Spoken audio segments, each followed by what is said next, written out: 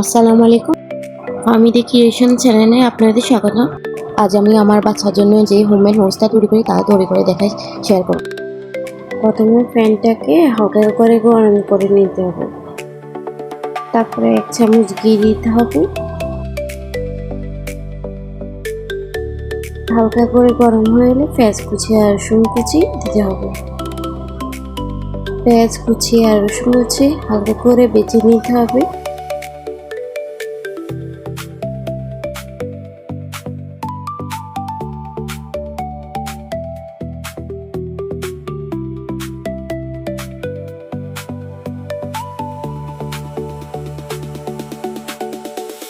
ভাজা হয়ে গেলে আমি এখানে 1 কাপের মতো পানি ইউজ করব।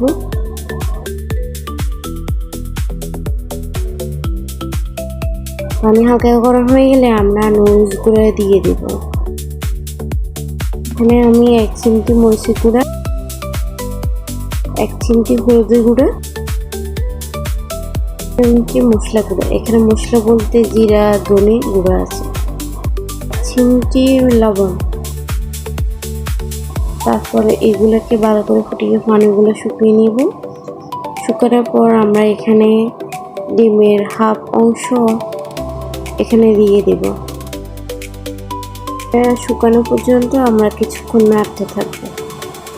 নাড়তে আমাদের পানি শুকিয়ে গেলে হয়ে যাবে বাচ্চাদের জন্য খুব মজাদার এবং অনেক পুষ্টিগুণ সম্পন্ন হোমমেড নুডলস।